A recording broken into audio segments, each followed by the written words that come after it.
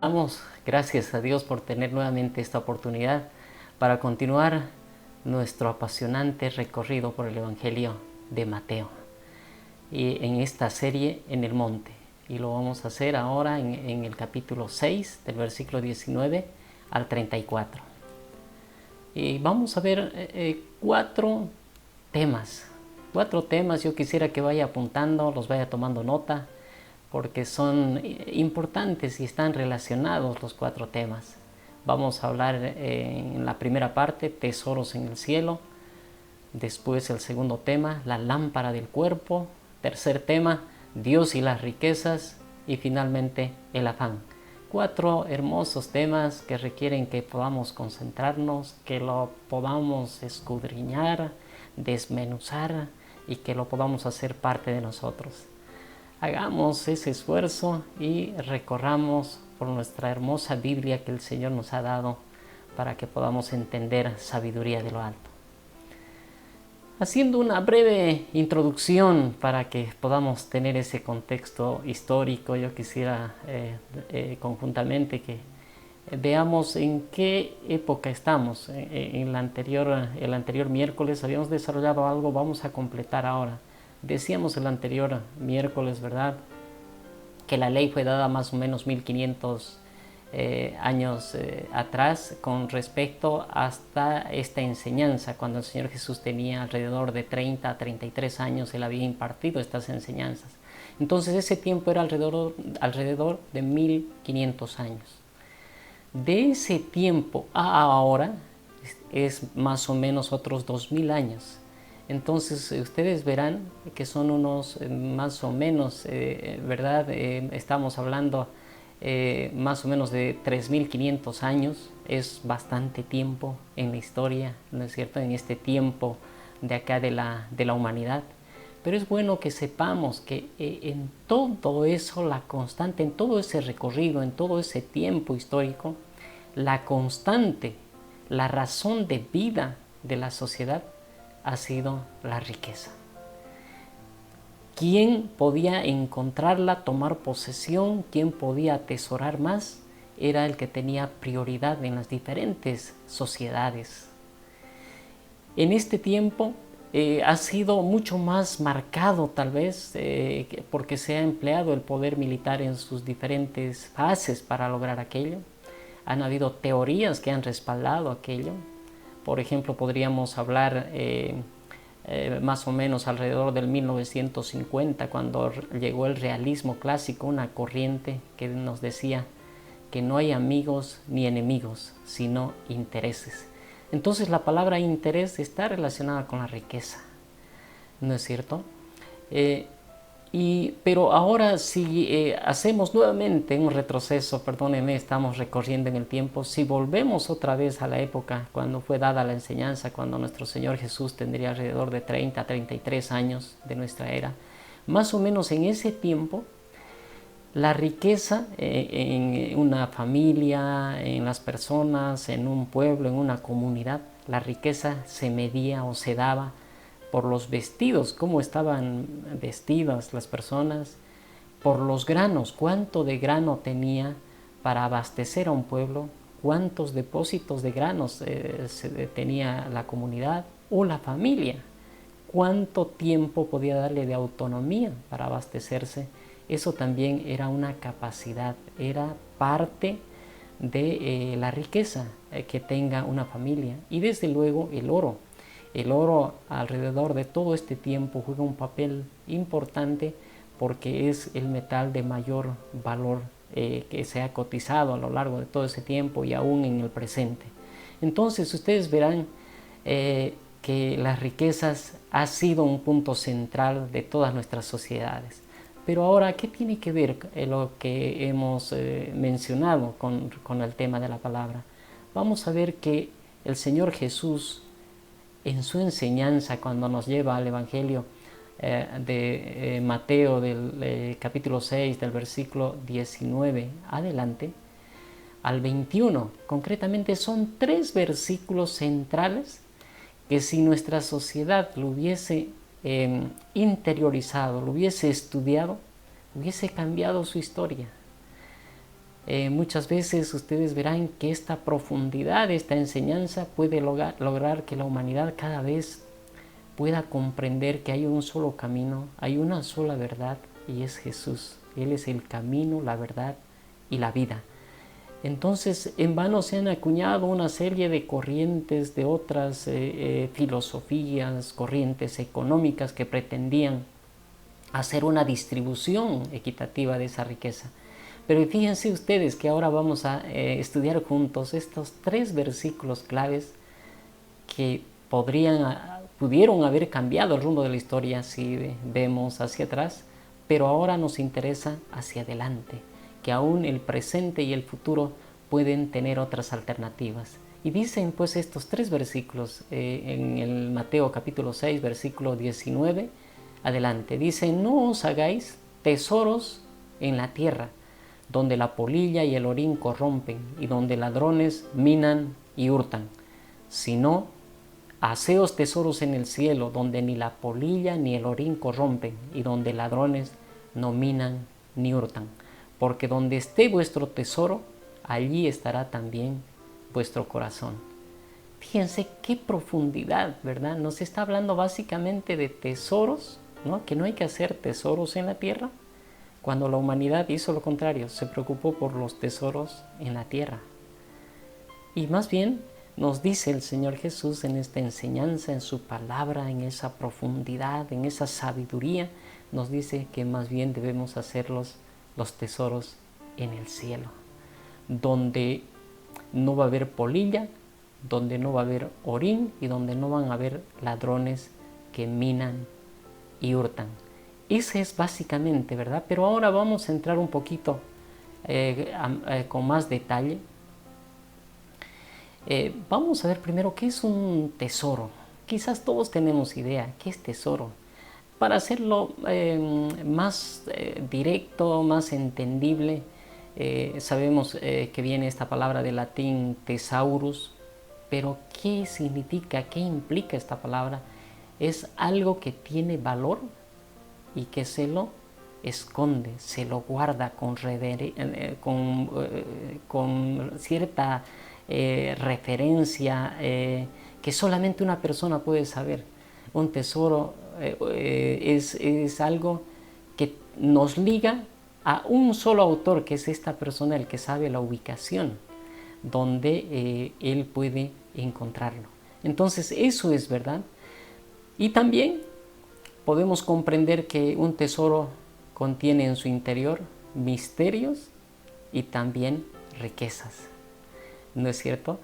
Si nosotros hacemos un análisis de esto, podemos ver, por ejemplo, que misterios, cuando hablamos de misterios que tiene el Señor, nos está hablando de ciertos misterios que hay en su Evangelio, ciertos tesoros que hay escondidos para aquellos que le aman. Nos está hablando de una profundidad, de algo que puede llenarnos, que puede ser descubierto, que puede verse. Sin embargo, obedece a otra área que podríamos meditar en otro tiempo. Volviendo al hilo central de estos pasajes que estamos meditando, nos interesa entonces ver una conexión que habría entre el cielo y la tierra, una conexión entre hacer tesoros en el cielo, pero estando en la tierra. Esa es la conexión, ¿no es cierto? Es una conexión práctica que muchos se han hecho a lo largo de la historia y nosotros también. Es un tema central, porque muchas veces se dice, bueno, uno tiene olor a tierra o tiene olor a cielo. Si estamos, amados hermanos, en la tierra, es bueno tener ese olor a cielo, que es cuando uno tiene esos momentos de intimidad con el Señor, cuando uno recibe esa fragancia única, y eso nos permite trascender aquí en la tierra, en la sociedad. Lo que no va a ser lógico va a ser que cuando vayamos al cielo podamos tener olor a tierra, ¿verdad? Ahí no se va a permitir, porque allá la presencia misma del Señor inundará todo ese lugar en su omnisciencia, en su omnipresencia, ¿verdad? Entonces, pero ¿qué es lo que vamos a ver ahora de esta conexión? A la luz de la palabra, un joven rico se hizo este mismo planteamiento. ¿Cómo puedo lograr aquello? ¿Cómo puedo lograr esa conexión? ¿Qué puedo hacer aquí para que me dé un resultado allá, en el cielo o en el devenir del tiempo? Y este joven rico, esta bonita ilustración la encontramos en Mateo en el capítulo 19, versículo 16, que con seguridad en esta serie lo vamos a estudiar después. Solo vamos a hacer un adelanto ahora. Y bueno, vamos a leer juntos qué dice este pasaje. Leámoslo con detenimiento, hay mucha enseñanza aquí. Dice el capítulo 19, el versículo 16, adelante. Entonces vino uno y le dijo: Maestro bueno, ¿qué bien haré para tener la vida eterna? En el 17, él le dijo, o sea, Jesús le dijo: ¿por qué me llamas bueno? Ninguno hay bueno sino uno, Dios. Mas si quieres entrar en la vida, guarda los mandamientos. ¿Verdad? Y ahí saltamos un poquito al 21. Jesús le dijo: si quieres ser perfecto, anda, vende lo que tienes y dalo a los pobres, y tendrás tesoro en el cielo, y ven y sígueme. Si hacemos desagregamos estos versículos, podemos ver que aquí está esa conexión. Por un lado, fíjense, la preocupación de este joven rico, ustedes recordarán en el contexto de esta historia, ¿verdad? Que cuando continúa el versículo 17, cuando el Señor le dice que guarde sus mandamientos, el joven rico le dice: ¿y cuáles? Y el Señor le da uno por uno los mandamientos. Le dice, y él le dice: yo desde joven he guardado todo eso. Y ahí es cuando viene en el 21, cuando el Señor le dice: si quieres ser perfecto, fíjense ustedes, si quieren ser perfectos, si hacemos énfasis en eso, si quieres ser perfecto, anda, vende lo que tienes y dalo a los pobres. Y ahí esta parte es la que nos interesa comprender. Y tendrás tesoros, y tendrás tesoro en el cielo. Y ven y sígueme. Fíjense ustedes entonces qué es lo que tenemos que rescatar. Por un lado, hay una acción. Le dice: anda, vende lo que tienes. Es decir, que para poder ligar las dos cosas hay una acción que él debería hacer aquí en la tierra. Y ahí podríamos comprender entonces dónde estaba el corazón de este joven. No olvidemos que el Señor Jesús es el que escudriña los corazones. Por eso en el mismo momento cuando el joven se presenta a él, podemos ver, por ejemplo, y cuando le dice Maestro bueno, solo en esa referencia nos puede dar a comprender que lo que quería era encontrar gracia, quería tener una posición tal vez no transparente, no adecuada. Y es por eso que el Señor le dice: ¿por qué me llamas bueno? Dando a entender que ya de entrada alguien que no tiene un corazón totalmente limpio y sano, entonces necesita halagar, necesita exaltar para recibir un favor. Entonces ahí podemos ver que ya hubo una posición que nos puede indicar para definir dónde estaba el corazón de este joven rico, ¿verdad? Pero sin embargo lo que nos interesa es analizar esta conexión, ¿verdad? Sin embargo, este joven recibe la orden del Señor Jesús y el Señor Jesús le dice: anda y vende lo que tienes. En otras palabras le dice: anda, ve tu corazón que tienes y aquello que está en tu corazón, que está atesorando en tu corazón, deshazte. Dalo a los pobres, entrégalo todo aquello. Y después, ven y sígueme. ¿Por qué? Después de haber hecho eso, él debería estar dispuesto para estar al lado del Señor Jesús, ¿verdad? Entonces, qué importante que para hacer esa conexión, él tenía que despojarse de lo que había en su corazón. Y eso era una acción, era una decisión, una actividad, ¿verdad?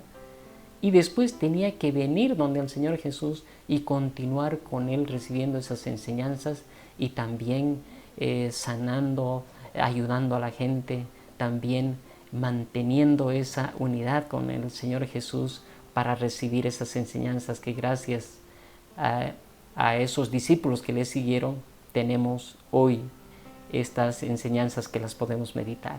Pero aquí que vemos que el joven dice, continuando la palabra, dice que el joven rico se puso triste cuando le dijo que él venda las riquezas. Y por eso podemos comprender dónde estaba su corazón. Se puso triste porque tenía muchos bienes, tenía mucha riqueza. Entonces, y ahí es cuando el Señor dice, qué difícil. Es más fácil hubiese sido plantearlo del otro enfoque, ¿no es cierto? ¿Qué pasaría si él hubiese aceptado vender todo lo que tenía? Él hubiese recibido ese premio, ese galardón de estar con el Maestro de todos los tiempos. Y no fue así. Él escogió lo otro.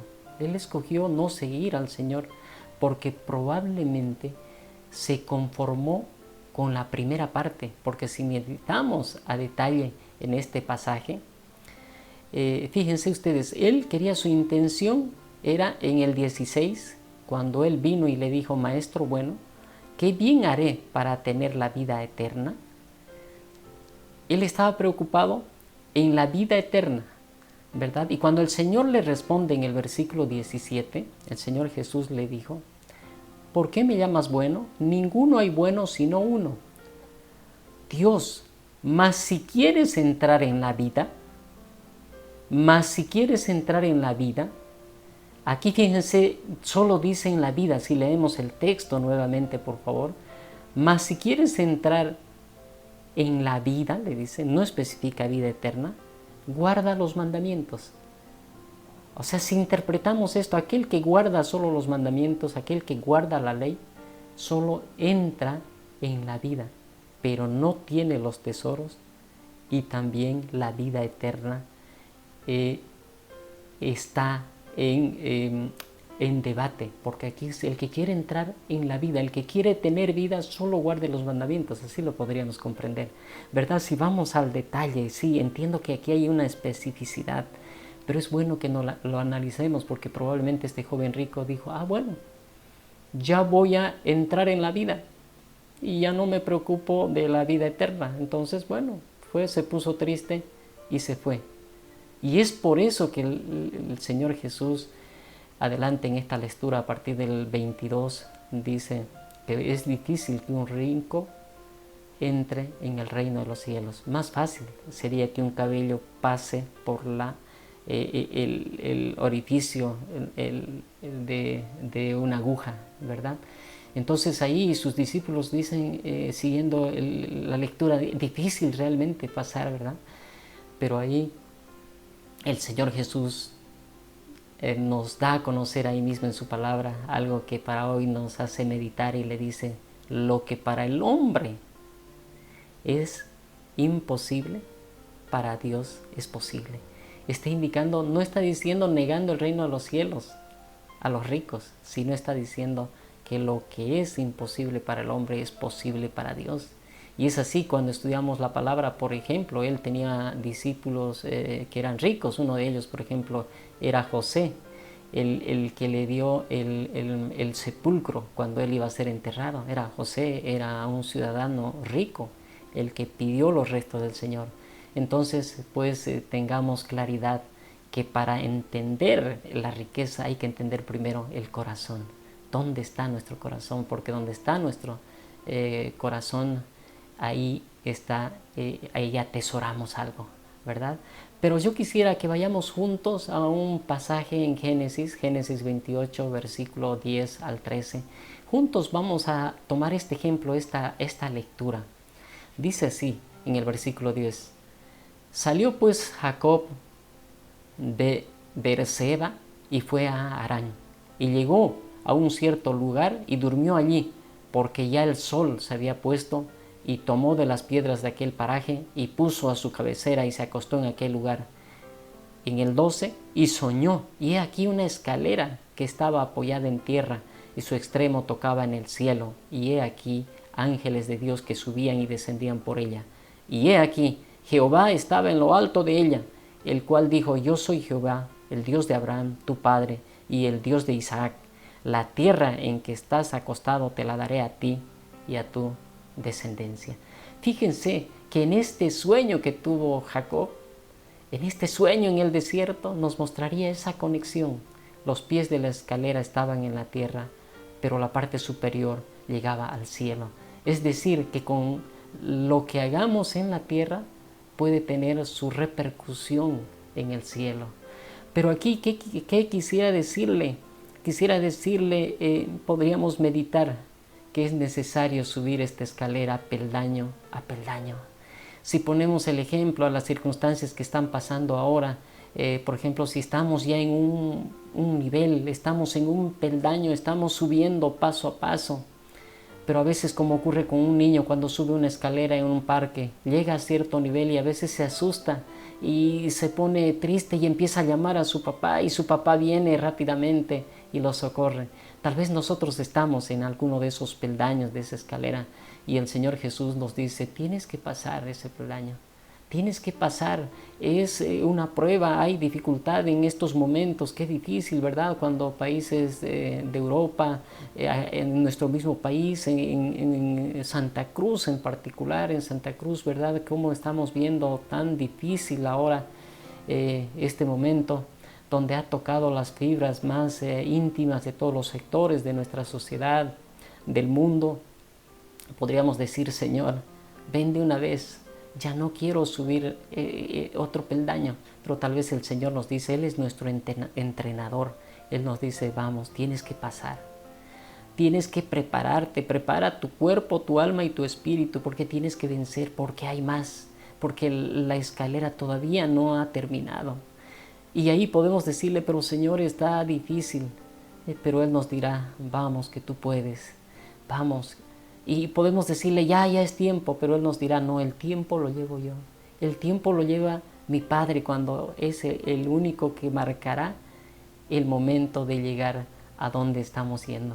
Entonces, esa conexión entre el cielo y la tierra significa las circunstancias por las que nosotros tenemos que pasar esa escalera peldaño a peldaño, nivel a nivel, de gloria en gloria, para que podamos ir comprendiendo las cosas grandes que tiene el Señor, y cuando fuera ese tiempo habremos llegado a donde estamos yendo. ¿Y qué más estamos llevando también en esta escalera, en este ascenso para hacer tesoros en el cielo? Estamos llevando también el vestido de novia. Y qué difícil llevarlo en estas circunstancias. Entonces, ¿qué llevamos? ¿La armadura de Dios o el vestido de novia? Sería más, quizás mejor decir el vestido de novia, para ir puestos para que ahí no nos pueda tocar nada. Pero el Señor nos dice que tenemos que ir con la armadura de Dios, dispuestos para enfrentar una guerra, con la templanza, con la firmeza, la serenidad, el dominio propio que tiene un guerrero. Y debemos llevar ese vestido, y ese vestido no se debe ni arrugar ni manchar, porque estamos yendo en esta escalera a una boda. Entonces es la firmeza con la que debemos pasar estos momentos de dificultad, con esa convicción de que pronto estaremos llegando a la meta. Y también, siguiendo rapidito, pasando otro elemento para comprender esa conexión, que lo que hagamos acá en la tierra va a tener un referente en el cielo. Podemos ver en Mateo 5, capítulo 5, versículo 19. Dice la palabra: de manera que cualquiera que quebrante uno de estos mandamientos muy pequeños y así enseña a los hombres, muy pequeño será llamado en el reino de los cielos, mas cualquiera que los haga y los enseñe, éste será llamado grande en el reino de los cielos. ¿Qué nos muestra esta enseñanza? Que si nosotros queremos tener esos tesoros en el cielo, si queremos ser grandes en el cielo van a ser los más grandes, los que tengan más tesoros en el cielo. Debemos enseñar la palabra y practicarla, ¿verdad? Una de las críticas a los fariseos era que ellos enseñaban lo que no hacían. Cuán importante entonces en esa conexión del cielo y la tierra es que nosotros podamos enseñar la palabra y hacerla para que seamos llamados grandes en el reino de los cielos. Y ahí podríamos decirnos tal vez, pero ¿cómo vamos a enseñar la palabra y cómo la vamos a hacer esta palabra? Por ejemplo, si tomamos el mandamiento de no matar, no matarás es el mandamiento, ¿verdad? Que está en Deuteronomio y en muchos pasajes de nuestra Biblia, en Éxodo. Podríamos decir, bueno, ¿cómo enseño entonces no matar? Bueno, yo no mato, no he matado, eso es todo. Pero yo quisiera decirte que este mandamiento también nos trae relación a lo que está pasando en el presente. ¿Cuántas cosas, por ejemplo, se están difundiendo por las redes sociales? ¿Cuánta muerte espiritual se está llevando a hogares, a familias? ¿Cuánta pornografía? ¿Cuánta falsa doctrina? ¿Cuántas circunstancias que están disparando a matar? Quizás mucho más grave que el virus que hoy estamos enfrentando. Esa muerte espiritual tiene unas consecuencias tremendas, aún más graves que esa muerte física. Amados amigos, oyentes que nos siguen por las redes, es importante comprender qué difundimos por las redes, cómo utilizamos estas redes. Y hoy es un tiempo para que podamos comprender la palabra en esa conexión de lo que hacemos en la tierra van a tener un referente en el cielo. Que no hagamos tesoros en la tierra, esos tesoros que lo queremos hacer en nuestras fuerzas, que lo queremos hacer fuera de la voluntad de Dios, eso no tiene sentido. Eso es lo que trae la muerte espiritual. Sin embargo, si tenemos esa conexión con el Señor, nos va a permitir hacer los tesoros en el cielo, porque ahí habremos tenido esa conexión entre el cielo y la tierra. Jacob, cuando tuvo este sueño, después de ese sueño dice, Jehová había estado aquí y yo no lo sabía. Tú puedes tener esos momentos de encontrar esa escalera en tus momentos de intimidad con el Señor, para que puedas comprender qué debes hacer aquí para hacer tesoros en el cielo. Bueno, y ahora pasamos ya al segundo tema, que es la lámpara del cuerpo. Dice la palabra en Mateo 6, en el versículo 22 adelante, dice, la lámpara del cuerpo es el ojo. Así que si tu ojo es bueno, todo tu cuerpo estará lleno de luz. Pero si tu ojo es maligno, todo tu cuerpo estará en tinieblas. Así que si la luz que en ti hay es tinieblas, ¿cuántas no serán las mismas tinieblas? Es bueno comprender que a la luz de la palabra de Dios, el término o la designación de lámpara tiene un significado profundo. Por eso en esta relación, cuando nos habla que el ojo es la lámpara, fíjense, no dice los ojos, dice el ojo es la lámpara del cuerpo, nos hace referencia a que en particular cuando hablábamos el anterior miércoles del ojo derecho, nos muestra que el ojo derecho es el de la visión, el ojo derecho es el que nos puede llevar a arruinarlo todo o hacer que todo nuestro cuerpo sea echado al infierno.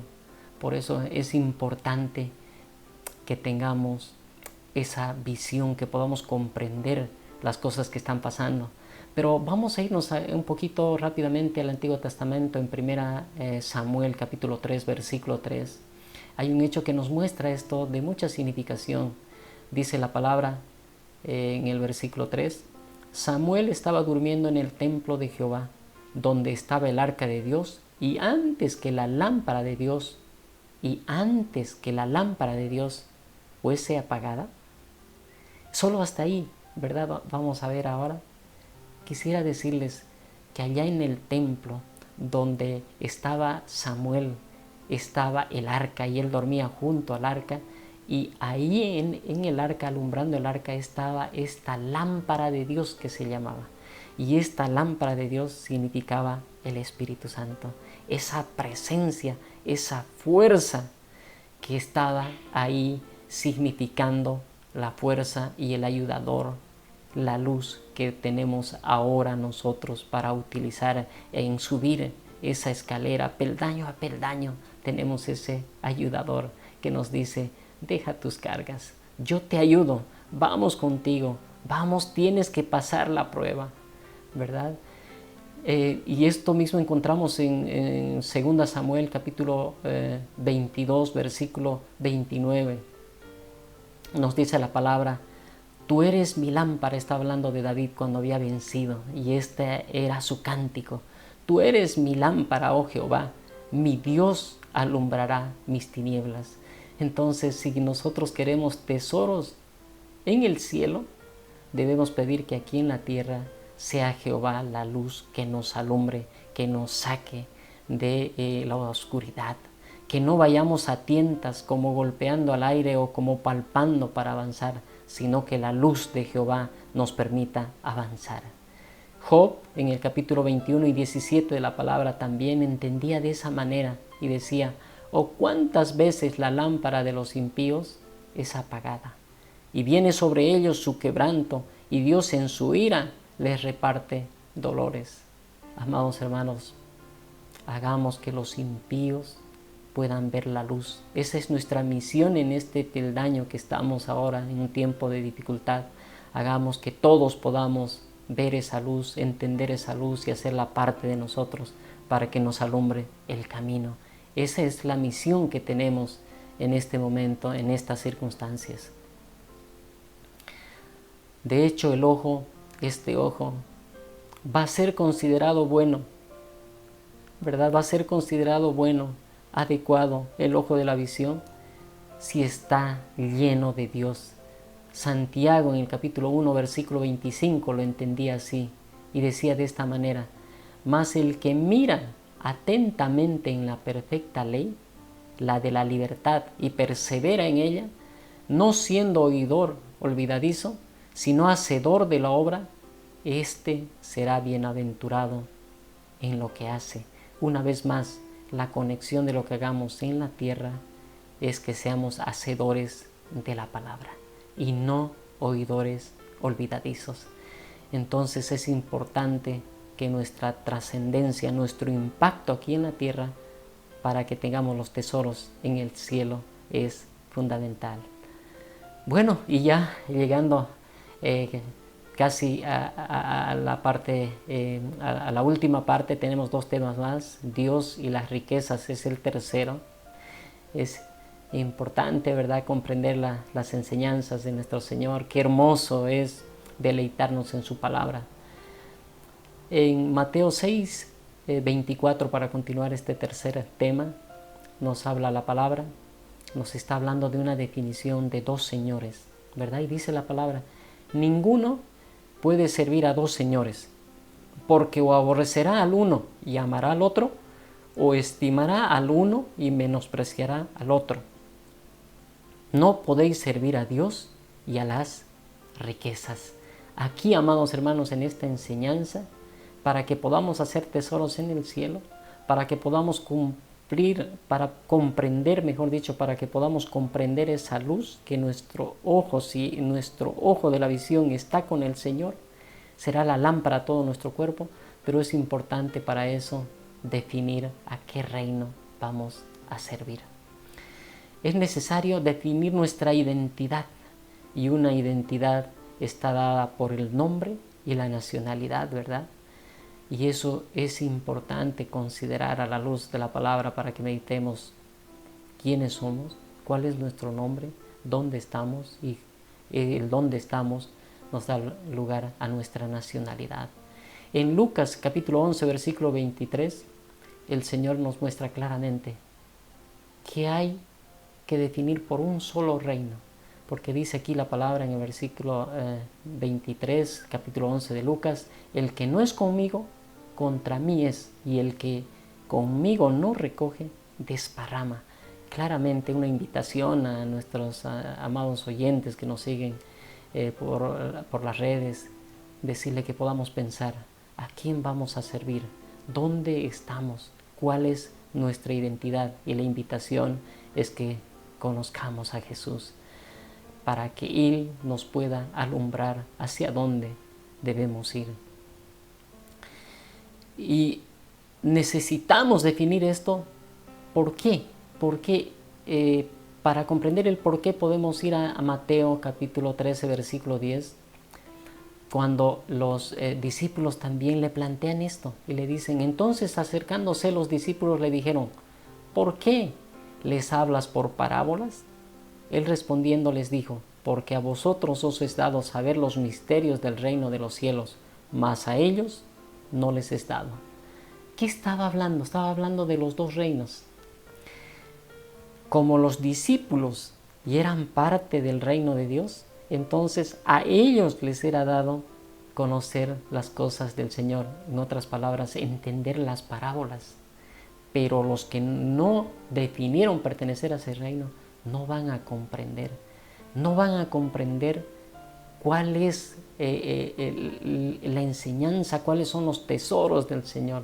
Y de hecho, para comprender el reino de Dios debemos comprender las parábolas que el Señor nos ha mostrado.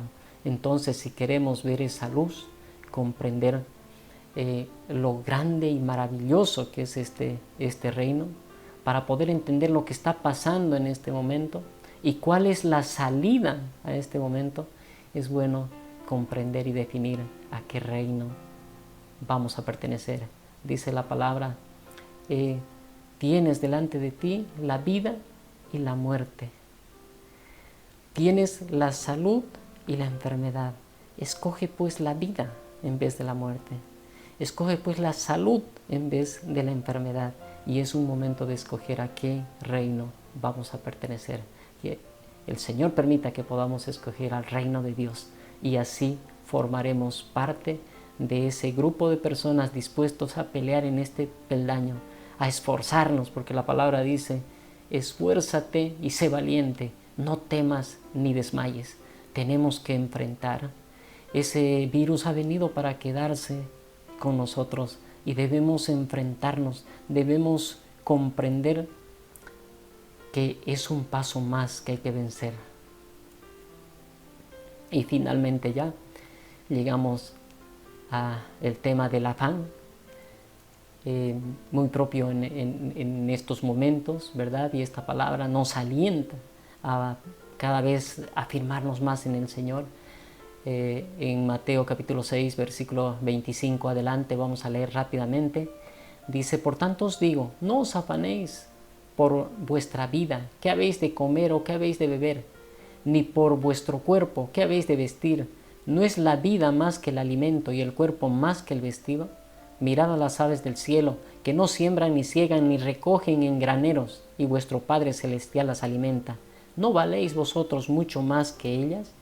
¿Y quién de vosotros podrá, por mucho que se afane, añadir a su estatura un codo? Y por el vestido, ¿por qué os afanáis? Considerad los lirios del campo, cómo crecen, no trabajan ni hilan. Pero os digo que ni aun Salomón con toda su gloria se vistió así como uno de ellos.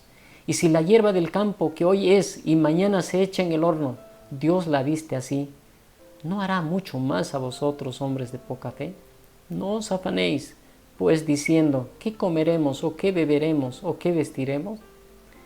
Porque los gentiles buscan todas estas cosas, pero vuestro Padre Celestial sabe que tenéis necesidad de todas estas cosas. Mas buscad primeramente el reino de Dios y su justicia, y todas estas cosas os serán añadidas.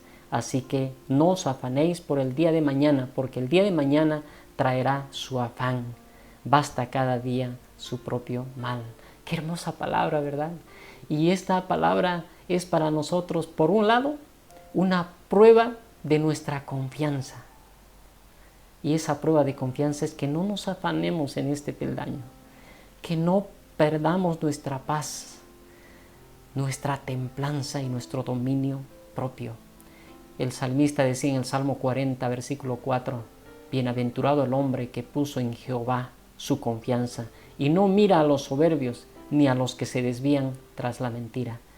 Amados hermanos, al Señor no está preocupado en el pasado.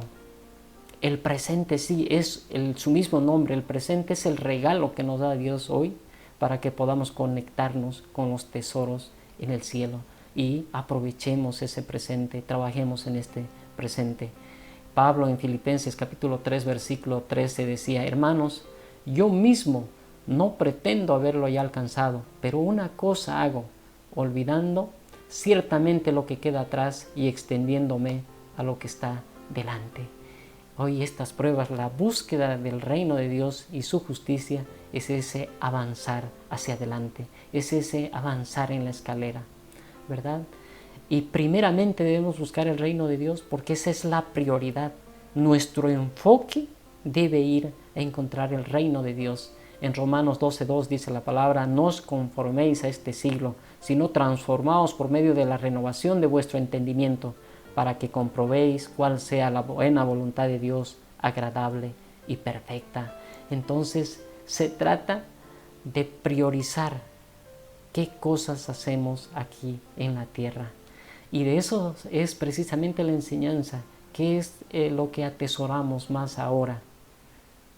Tratemos de mirar con la lámpara que nos da Dios, que nuestros ojos sean esa lámpara que reflejan a Dios mismo.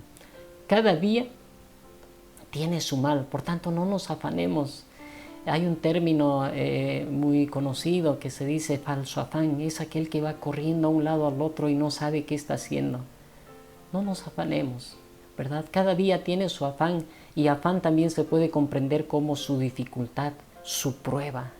En Eclesiastés capítulo 3 versículo 1 dice la palabra: todo tiene su tiempo y todo lo que se quiere debajo del cielo tiene su hora. Cada circunstancia. No nos afanemos por el día que no ha llegado todavía. Creamos en que el tiempo lo lleva el Señor mismo. Y el tiempo no debe ser una presión que la tengamos nosotros, porque debemos vivir en la prueba con gozo. Porque a pesar de la dificultad, debemos tener paz en la tormenta. Debemos tener esa convicción de que hay más en la escalera. Hay más. Y debemos levantarnos con esa convicción de que Dios nos fortalece. El Espíritu Santo es nuestro ayudador y podremos levantar los ojos y continuar. Hay cosas grandes aún para todos aquellos que le aman. El Señor los bendiga. Qué agradable fue compartir estos momentos con ustedes. Ahora el trabajo es de ustedes. Verifíquenlo en la palabra todo lo que hemos meditado, y si le da una convicción, que la convicción la da el Espíritu Santo, si usted recibe esa convicción en intimidad, reciba esa palabra, y sería muy bueno que esa palabra le haya servido a usted para mirar lo que nos queda aún por andar. Muchas gracias. El Señor los bendiga.